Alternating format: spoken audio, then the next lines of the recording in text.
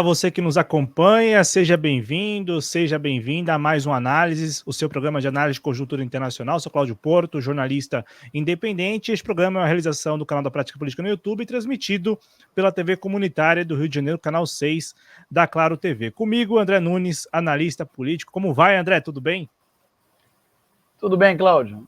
Agradecer essa oportunidade ao teu canal da Prática Política e, é claro, a TV comunitária do Rio de Janeiro, canal 6 da Claro TV no estado do Rio. Obrigado.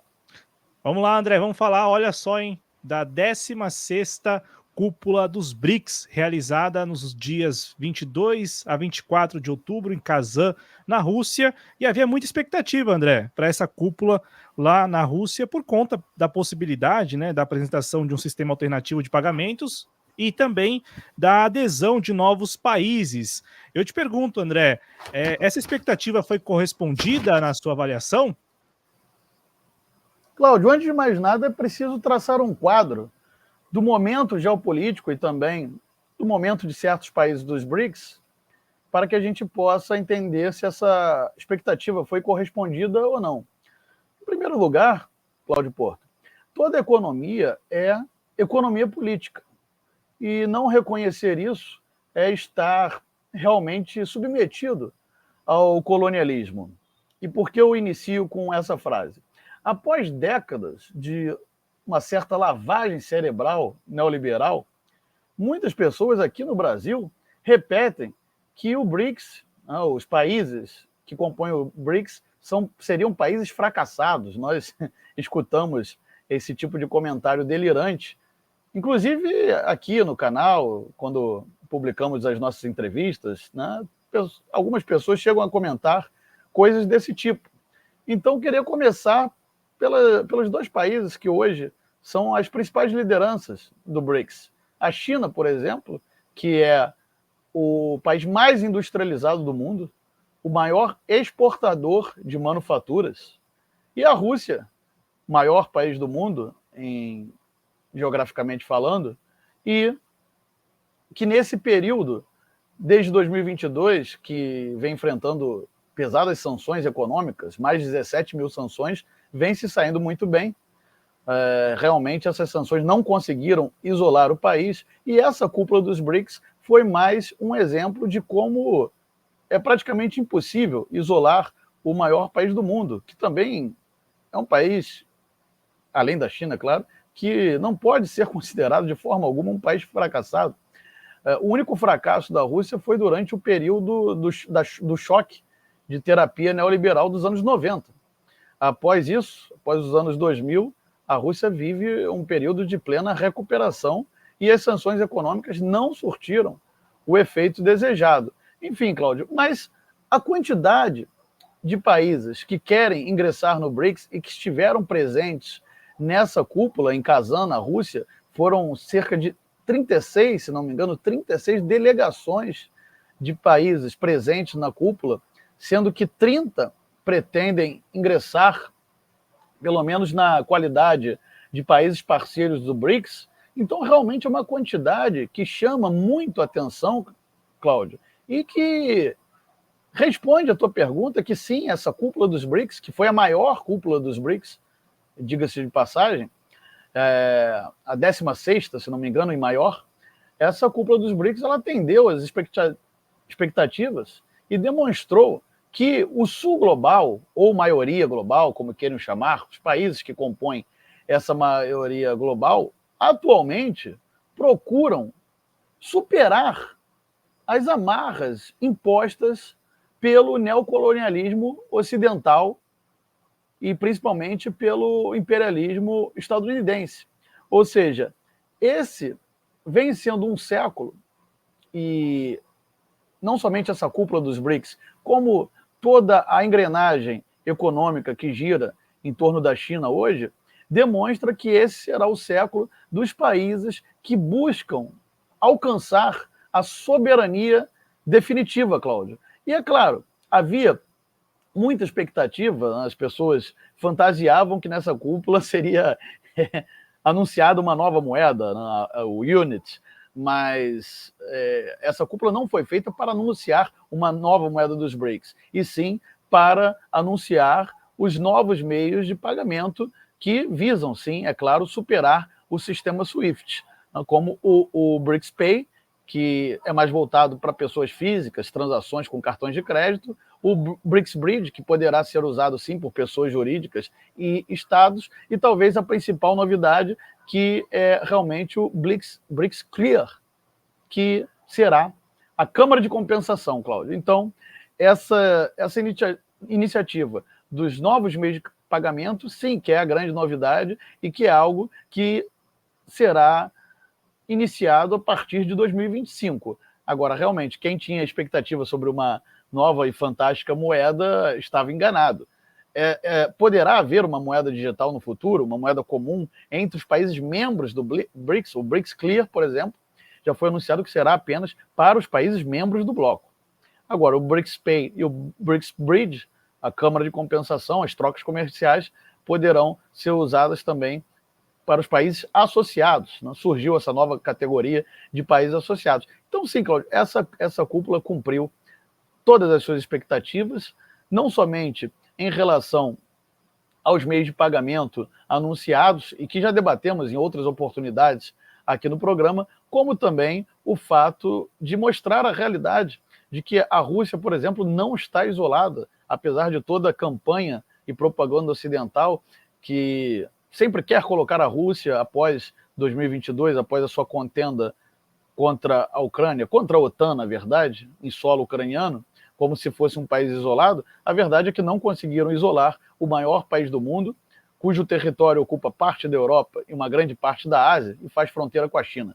Ou seja, a Rússia não é Venezuela ou Cuba, pequenos países que, ao serem sancionados, passam imensas dificuldades. A Rússia provou que, como gigante que é, e grande player do cenário geopolítico, não se rendeu facilmente às sanções, e essas sanções não foram suficientes para cortar os laços que a Rússia tem com dezenas de países, o que nos demonstra que há uma maioria global interessada em buscar a soberania, e o BRICS será uma plataforma para isso, Cláudio.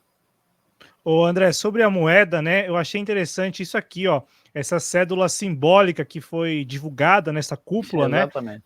O que pode ser também interpretado como uma provocação ou não? Ou não tem nada disso? Não, Cláudio, essa célula simbólica, ela mais representa o novo banco dos BRICS do que uma moeda, até porque a moeda, quando o dia que seja lançada, não será uma moeda lá em papel, será uma moeda digital. Essa moeda não se trata de uma provocação, mas sim demonstra a importância do novo Banco de Desenvolvimento dos BRICS, que tem muito aporte da China, no caso, e, é claro, ainda é um banco. A própria presidente Dilma Rousseff estava presente na cúpula dos BRICS, apesar do presidente Lula não ter comparecido por problemas de saúde. A presidente Dilma, que é presidente do novo Banco de Desenvolvimento dos BRICS, estava presente, e essa célula mais representa a importância desse novo banco de desenvolvimento do que uma provocação propriamente dita ou algo do tipo. Bacana. Ô André, eu quero compartilhar com vocês aqui uma aspas do presidente da China, né, o Xi Jinping. Ele falou o seguinte, né, não importa como a situação internacional mude, a China sempre se preocupará com o sul global e apoiará a adesão de mais países às atividades do grupo dos BRICS. E aí, como você já destacou, nós tivemos nessa cúpula pelo menos 13 países aí que receberam status de sócio, né, de parceiro. Argélia, Belarus, Bolívia, Cuba, Indonésia, Cazaquistão, Malásia, Nigéria, Tailândia, Turquia, Uganda, Uzbequistão e Vietnã. E além desses países todos que você mencionou na sua introdução, André, que participaram como convidados dessa cúpula, nós tivemos também o secretário-geral da Organização das Nações Unidas participando. Exatamente. Eu quero te perguntar, há alguma pretensão da parte dos BRICS de superar a ONU, de se colocar como um organismo mundial que venha a substituir a ONU em algum momento?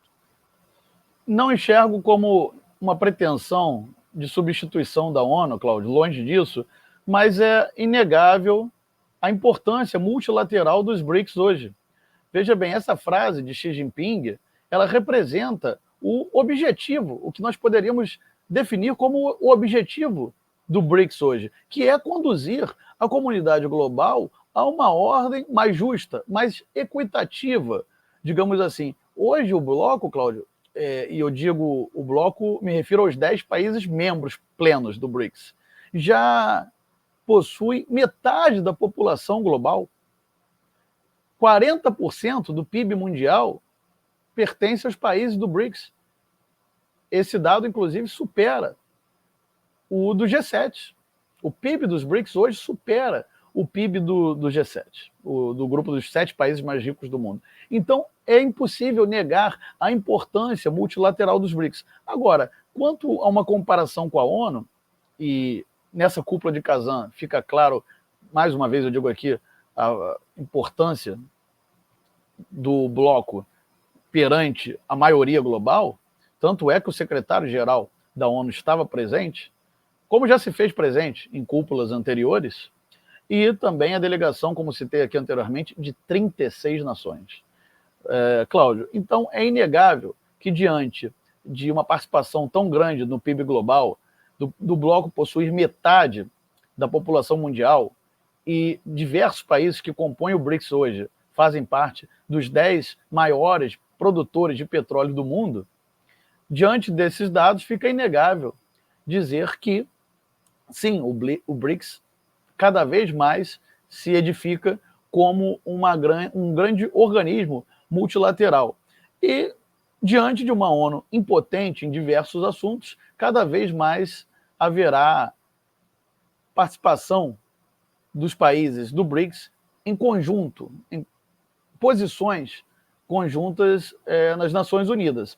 Agora, a ONU é um organismo que precisa de uma reforma profunda, porque já não atende mais às necessidades no século XXI dos países que compõem essa maioria global a qual nos referimos. Países que buscam a soberania, que já não pretendem ou não querem se deixar submeter a uma hegemonia de um único país, uma única potência mundial, que é os Estados Unidos da América. Somente o fato da ONU possuir a sede em Nova York já é um grande recado de como essa organização não é totalmente independente. A sede da ONU deveria ser em um país completamente neutro, não numa das maiores cidades, se não a maior cidade, da maior potência bélica do mundo. Então, Cláudio, fica claro que os países que hoje se reúnem no BRICS e que pretendem se reunir no BRICS, cada vez mais buscam o BRICS como forma de alcançar a sua soberania e reconhecendo, sim, o BRICS como um grande organismo multilateral. Porque esse assunto da reforma da ONU foi um assunto muito importante nessa cúpula, né? Todos os líderes falaram sobre isso, né? Exatamente, Cláudio. Agora, você observe que diante das atrocidades cometidas por Israel em Gaza, por exemplo, muitos líderes de nações do sul global consideram que a ONU é um órgão impotente. Isso não quer dizer que o BRICS vá substituir a ONU ou que as resoluções emitidas no final de cada cúpula dos BRICS sejam mais importantes que a ONU. Não é isso. Mas que, sim, será um órgão com cada vez mais influência, principalmente no sul global, isso é inegável. E cada vez mais fica demonstrado que o mundo não é apenas Estados Unidos e Europa. Os países fora desse eixo ocidental, eles também querem ter sua voz escutada. E o BRICS é o caminho mais rápido para isso, Cláudio, sem dúvida nenhuma. E tanto é que a Turquia, que é um membro da OTAN, se fez presente na cúpula de Kazan na Rússia e pretende a adesão ao BRICS. O próprio presidente da Turquia esteve presente, Recep Erdogan, esteve presente nessa cúpula na Rússia. Então, todos esses fatores vão nos demonstrando como a importância do bloco é cada vez mais evidente. Inclusive, Cláudio, se nós considerarmos o que é dito na mídia ocidental, dada a cobertura extensa que se deu a essa cúpula dos BRICS. Claro que a cobertura ocidental, o tempo todo que observamos os meios de comunicação de Estados Unidos, Espanha, Itália, é um discurso único anti-Rússia. a cobertura midiática ocidental foi utilizada para promover uma verdadeira campanha anti-Rússia e, em certo ponto, anti-BRICS também, até por conta da liderança chinesa. Enfim, mas a maioria global agora demonstra que o século XXI será o século da busca pela soberania, ao contrário do que muitos intelectuais imaginavam nos anos 90, intelectuais das relações internacionais, que imaginavam que o século XXI seria da hegemonia total norte-americana. Não é o que nós estamos observando, Cláudio. E é um grupo já com 15 anos. Ô André, a presidência do grupo ela é rotativa, né? E tanto é que essa cúpula foi realizada na Rússia, porque a presidência neste ano é da Rússia, e no ano que vem passará a ser a presidência brasileira. E nós vimos que também, dos assuntos mais importantes dessa cúpula, além das duas questões que já tratamos aqui, dos sistemas alternativos de pagamento e também da reforma da ONU, apareceu a possibilidade da Venezuela entrar como um país parceiro do grupo. E essa entrada, essa adesão foi vetada pelo governo brasileiro, pela diplomacia brasileira. Inclusive, quem expôs isso foi o presidente Vladimir Putin, né, que fez questão de expor isso. Eu te pergunto, né, ano que vem a presidência do BRICS passará a ser a presidência brasileira. A posição do veto que a gente viu e que está repercutindo bastante, indica como será a condução do Brasil a partir de 2025? O Brasil, infelizmente, Cláudio, vem adotando algumas posições lamentáveis no cenário internacional. Apesar do apoio ao povo palestino, que é louvável, no cenário regional, por exemplo, o Brasil vem, eu não digo somente o governo, Cláudio, mas sim a diplomacia, que acaba fazendo pressão no governo para adotar certas declarações e certas medidas de política externa. A diplomacia brasileira vem cada vez mais patinando e escorregando, talvez por uma grande influência da embaixada norte-americana em Brasília. É muito difícil imaginar que o presidente Lula se prestaria a um papel de fiscal de atas, fiscal de eleições na Venezuela, a troco de nada. Obviamente, há uma grande pressão da embaixada norte-americana para que o Brasil tensione as relações com a Venezuela. E, infelizmente, é o que nós estamos assistindo. Infelizmente, estamos assistindo tanto a presidência da República como a chanceleria brasileira se rendendo a essas pressões da diplomacia norte-americana, e isso refletiu, sim, nessa cúpula dos BRICS, porque o Brasil negociou com a Rússia a não entrada da Venezuela, incluindo uma série de exigências para que os países que pretendem aderir sejam considerados aptos a ser país membro ou país sócio, no caso, que seria o caso da Venezuela, na verdade, não seria um dos membros plenos, mas mais um desses diversos ou dezenas de países que vão aderir como a categoria de países associados. E uma das exigências era que esses países associados tivessem boas relações diplomáticas com os países membros plenos do BRICS. E nesse momento nós sabemos que as relações entre Brasil e Venezuela estão muito tensionadas pelo não reconhecimento do presidente Lula às eleições de Nicolás Maduro, o que é uma falha muito grave da diplomacia do governo brasileiro, porque há bem pouco tempo atrás era o próprio presidente Lula que estava sendo questionado aqui no país quanto às eleições. E parece que o Partido dos Trabalhadores simplesmente se esqueceu desse fato. A Venezuela foi um dos primeiros países a apoiar a eleição do presidente Lula e a reconhecer Lula como presidente do Brasil. Quando dentro do país, um país que poderíamos dizer que, pelo menos até aquelas eleições, estava totalmente polarizado, muita gente queria não reconhecer. Tentaram um golpe de Estado no dia 8 de janeiro, após as eleições. E o presidente Lula, virando as costas para toda a sua biografia, inclusive sua biografia recente, tensiona as relações com a Venezuela, não reconhecer as eleições. Agora, poderíamos nos perguntar onde está essa atitude ostensiva da diplomacia do Brasil quando o assunto é a Argentina, por exemplo. Vejamos as declarações do presidente argentino Javier Milei em relação ao Brasil e ao próprio presidente Lula. Coisas absurdas que saem da boca do próprio presidente argentino, E o presidente Lula sempre reage com muita delicadeza, com muita polidez. Por quê?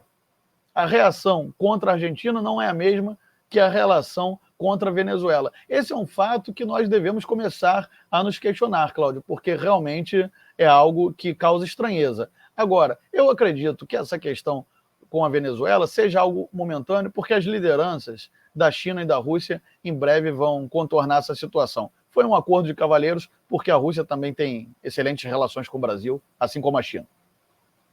Vou compartilhar com o público e com você uma aspas do presidente da Venezuela, Nicolás Maduro, sobre isso, né? Ele disse o seguinte, olha só: há quem no passado tentou calar a voz da Venezuela, e o que aconteceu com quem tentou calar a nossa voz? Secaram, desapareceram do mapa, caíram no lixo da história.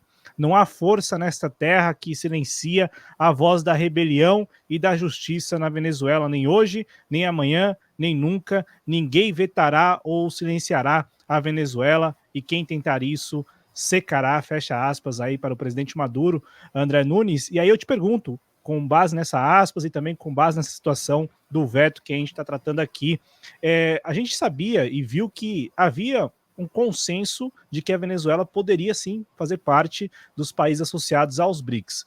E o veto do Brasil foi o que prevaleceu. Isso, de alguma forma, demonstra uma fragilidade no grupo?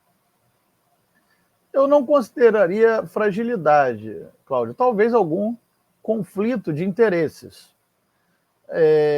Como eu disse aqui anteriormente, essa situação do veto à Venezuela, ela foi negociada em uma chamada telefônica entre o presidente Lula e o presidente da Rússia, Vladimir Putin.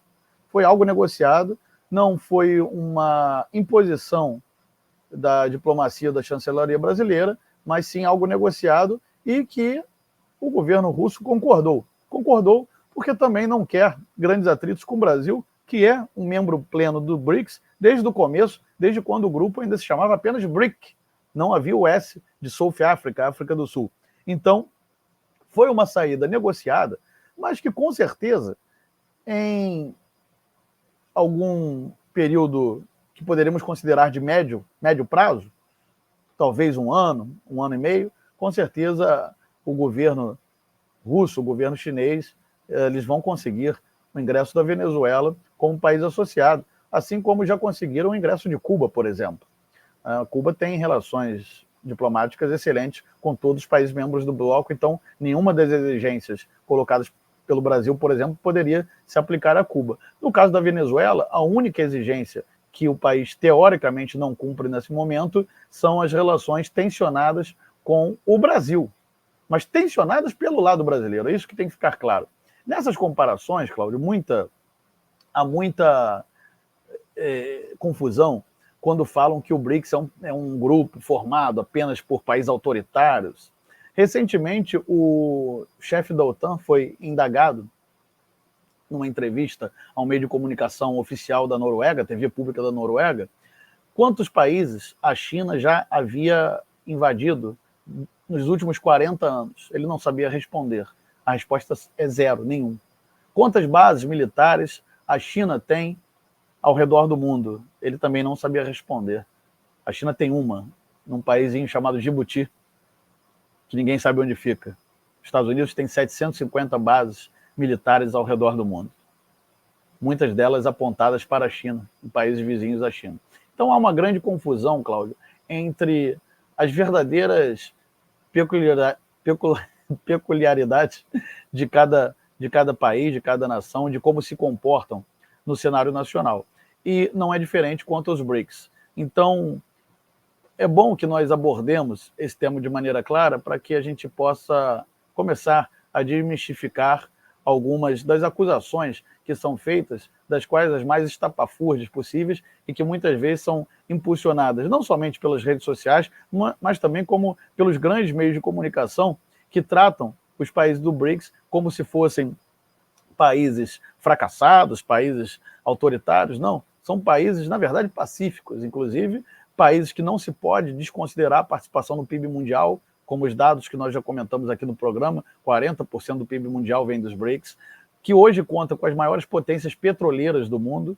Alguém poderia negar que a Arábia Saudita e Emirados Árabes Unidos vão ter imensa contribuição para o novo Banco de Desenvolvimento dos BRICS? Então, Cláudio, eu sei que a sua pergunta ia em torno da Venezuela, mas eu trouxe aqui as características de um ou outro país para deixar claro que provavelmente, num médio período de tempo, a Venezuela vai sim ingressar no BRICS, assim que a poeira baixar, digamos assim, em relação à questão diplomática com o Brasil.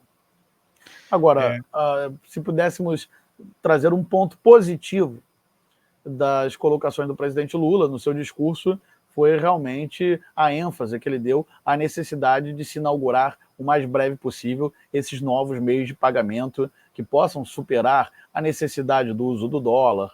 Ele deixou claro que não é a substituição das moedas locais, mas sim meios de pagamento para que nós possamos usar as nossas moedas locais. Então esse é um ponto positivo e não é de hoje que o presidente Lula vem falando dessa necessidade. Na cúpula anterior dos BRICS, 2023, ele também abordou o tema, é um dos principais advogados dessa causa. Então esse fica sendo positivo. Agora, em relação à Venezuela, foi um ponto negativo, Cláudio. André Nunes, é isso. Muito obrigado, viu? Valeu mesmo. Eu é que agradeço, Cláudio. Obrigado a você, a TV Comunitária do Rio de Janeiro. Um grande abraço. Reforçando que você encontra o André Nunes aqui no YouTube, no canal Conversando com o André Nunes, também nas redes sociais, agora que voltou o X, né? Lá no X, no @André Nunes, _RJ. Muito obrigado, André Nunes. Obrigado a você que nos acompanhou. Até a próxima, gente. Valeu. Tchau. Obrigado.